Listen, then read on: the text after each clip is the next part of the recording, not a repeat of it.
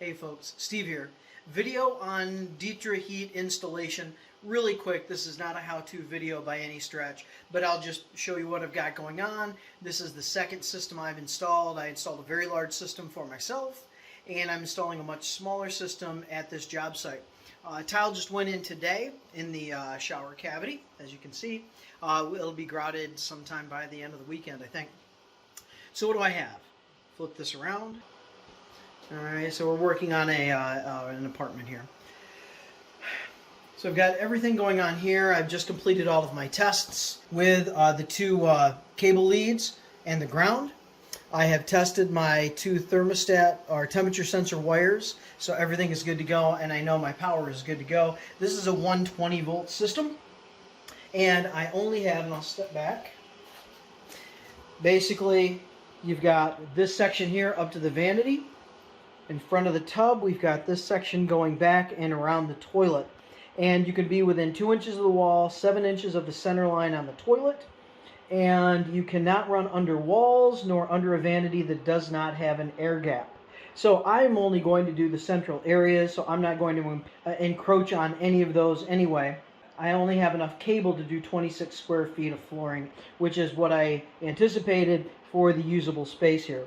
So I'm about ready to run down, and I will show you what it looks like when it is done. But this is the area that I am doing, and I'll have to run those temperature sensors at the same time. Now here is something that I do enjoy about this, not only the geometry of the install, but I want to hit the doorway, of course. When you walk in, you want to feel it. I do want to hit, of course, over to the vanity area.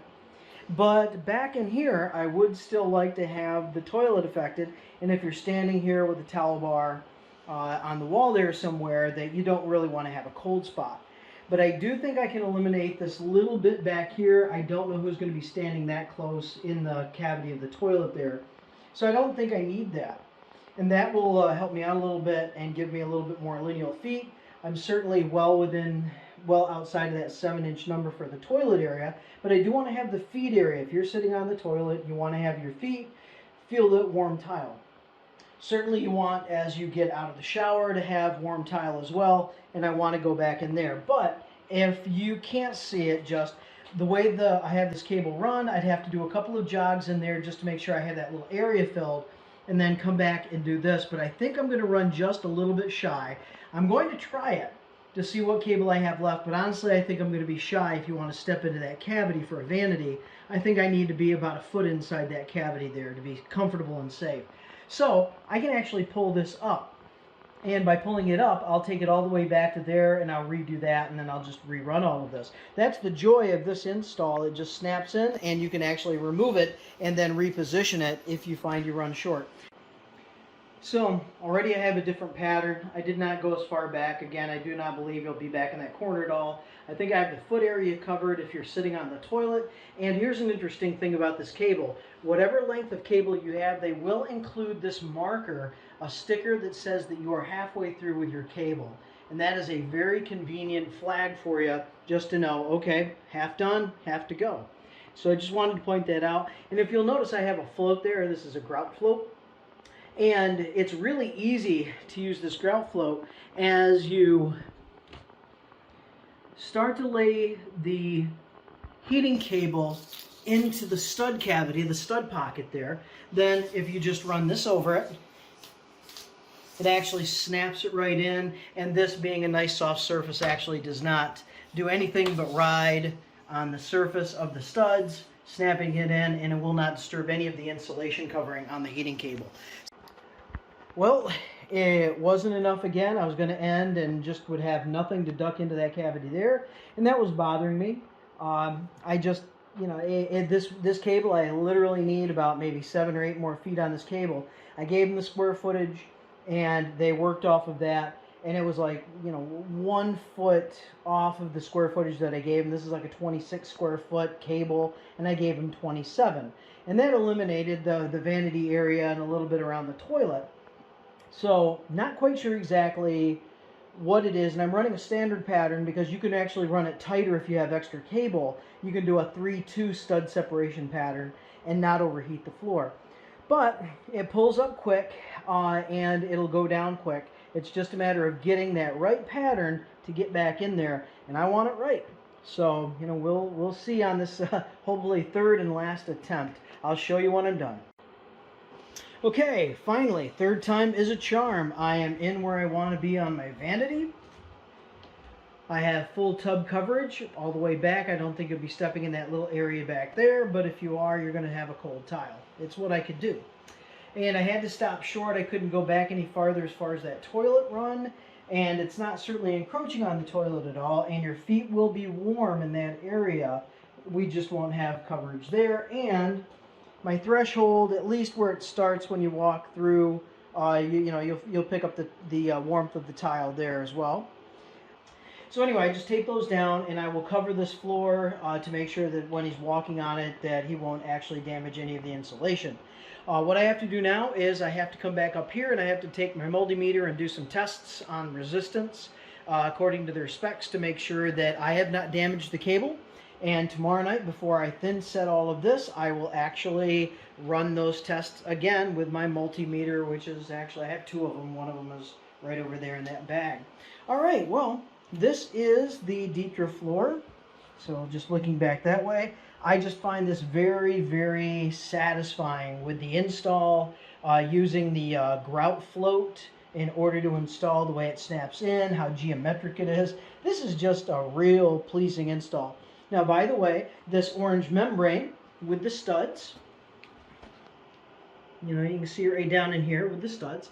That is actually thin set to the floor, and I weighted it down after I thin set, and I used a 1/4-inch trowel installed as well just to make sure I had even coverage of mud all the way through.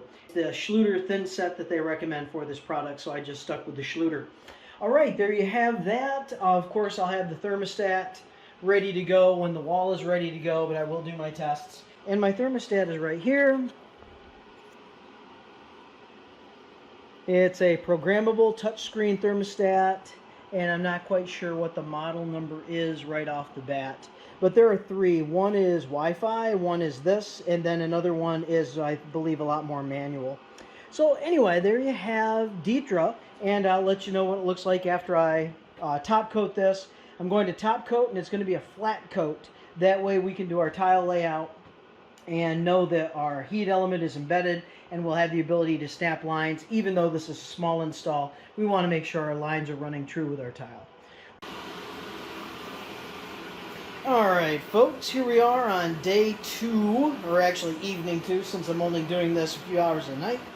So last night I embedded all of the heating cable, and tonight I am doing a flat coat, top coat, a thin set. And that's what it looks like all the way around. If I have any ridges tomorrow, I find just a few tiny ridges, I can cuff those off fairly easily to make sure that I've got a really good surface to lay tile down on. Of course, it'll be thin set again anyway for the tile with 1/4 inch, 3/16, whatever the trowel size needs to be. I haven't seen the tile yet. Now I have left this open.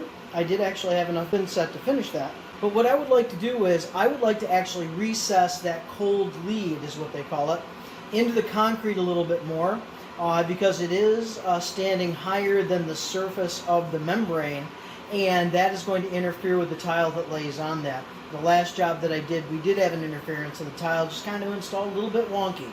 Fortunately, I was the customer and the installer, so I just lived with it. But I want to do that, and tonight I do not have my trailer with me, so I will need to go home and get. So yeah, that cold lead is actually standing a little bit taller than what I would like, and I can embed that in the concrete, but I did forget my rotary drill, and I don't really have anything on hand because I do not have my trailer here. I'm about 15 miles away from my house, up a lot of steep roads, and to come for 2 or 3 hours a night, 3 or 4 nights in a row, and to haul that trailer, I don't really need to leave it here because we already have a trailer, but he doesn't have a rotary tool. So it's one of those things where it's just, you know what, I forgot the rotary tool. And this is kind of why I have a trailer, so I don't forget stuff. But when I don't have my trailer, I forget stuff. So anyway, I will bring that rotary hammer. I will pull that cold lead aside. I will gently but securely go ahead and kind of hog that out a little bit, and make sure that I get that cold lead sitting down flush with the top of the orange membrane. Therefore, I can thin set over that, and I will not have any tile installation issues. I wanted to tuck it back up into the wall, but I read the instructions really carefully because I had a chance to do that, and they need to have that under the flooring, and I'm assuming it's because you do not want to have the hot lead coming out of it, which is where the heating starts, of course, that heating element. You don't want to have that in your wall pocket at all. And so I think they're being overly cautious, extra careful to make sure that doesn't happen. And I don't want to be responsible for a bad install like that, so I'll just recess that down a little bit more, and I should have no problem with that. With concrete board, it'd be a little bit easier. This is concrete, so I'm going to have to bring a heavier duty tool to make that happen. But anyway, so top coat is essentially done. It is tomorrow. It would be ready for tile with the exception of that part, but we're not tiling tomorrow. Anyway, we're on a different job, finishing up a cabinet install, and we won't get tiling this thing until mid of next week. So I have Monday night, because this is Friday night at 8:30. So I will get to that Monday night first thing when I come up here, get that in, and then I have to work on electrical, I think, installing outlets, installing receptacles, installing switches, drop ceiling, so I have to do some cans, things like that, ceiling fans. So I have a lot of blocking and whatever to do for that. So I have plenty to do. I'll start with that thing down there, get that taken care of, mix up just a little thin set, hit that quick, let it set up, and by Wednesday we'll be ready to tile that. All right, there you go, folks. On the job site, Schluter Ditra Heat. Fantastic. I love working with it so far. This is a third time total, second time I'm installing, but third time total I've been working with it, and just happy with it. It's kind of expensive, but I'm very happy with it. All right, whatever comes next, I'll show you all in, I guess, another video. Thanks.